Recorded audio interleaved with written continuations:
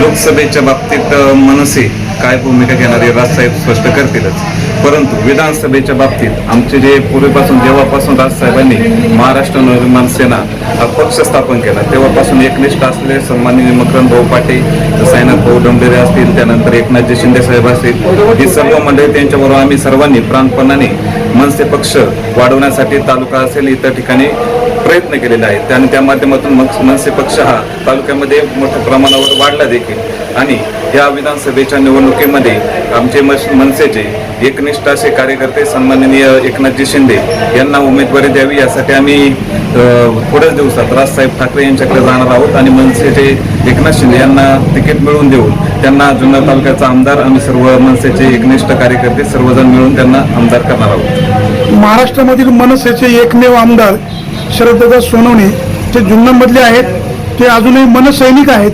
मग असं असताना तुम्ही एकनाथ शिंदेना उमेदवारी मागताय?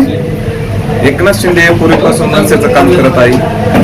शरददादा मागच्या निवडणुकीला विधानसभेला शिवसेनेमधून मनसेमध्ये आले त्यावेळेस मनसेची उमेदवारी त्यांना दिलेली आहे, परंतु आता मीडियामध्ये सर्वत्र अशी चर्चा आहे की शरददादा शिवसेनेमध्ये जाणार आहेत. शिवसेनेमध्ये गेल्यानंतर पक्षाचे जे 4-5 वर्षात जे काही संघटन आहे ते थोडं बिघडलेलं आहे, त्यामुळे मनसेचा एकनिष्ठ असा कार्यकर्ता एकनाथ शिंदे साहेब त्यांना उमेदवारी जर दिली तर मनसे पक्ष हा सर्व कार्यकर्ते एकनिष्ठ कार्यकर्ते एकत्र येऊन त्यांना निवडून देतील आणि मनसे पक्ष राजसाहेबांची जी निष्ठा आहे त्या निष्ठेवर प्रेम करणारे सर्व कार्यकर्त्यांमध्ये निश्चितपणाने आनंदाचं वातावरण असेल.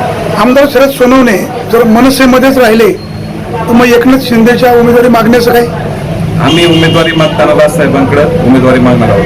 खरं तर आम्ही राजसाहेबांवर प्रेम करणारे सर्व मनसैनिक आहेत. त्यानंतर मकरंद पाटील साहेब असतील, साईनाथजी डोंबरे असतील, एकनाथजी शिंदे असतील, या सर्वांचा त्यानंतर जो निर्णय होईल राजसाहेब जो निर्णय देतील त्यावर आम्ही ठाम राहून त्या मनसेच्या पक्षाच्या उमेदवाराला कोणाला जे तिकीट मिळेल त्या तिकिटाच्या वर आम्ही काम करायला कोणाला म्हणजे राजसाहेबांनी पुन्हा शरद सोनवणे यांना जर विधानसभेची उमेदवारी दिली तर मग आपल्या निष्ठावंत मनसैनिकांचं काय धोरण असेल? राजसाहेबांकडे आम्ही विनंती करणार आहोत. शेवटी ते पक्षाचे प्रमुख आहेत, त्यांचा आदेश आम्हा सर्वांना पाळणं गरजेचं आहे. आम्ही त्यांच्याकडे मागणी करताना सांगणार आहोत एकनाथ शिंदे साहेबांना तुम्ही तिकीट द्या, आमच्या सर्व मनसैनिकांची ही इच्छा आहे. आमदार शरद सोनवणे यांना डावलून आपण एकनाथ शिंदेना उमेदवारी का मागतोय?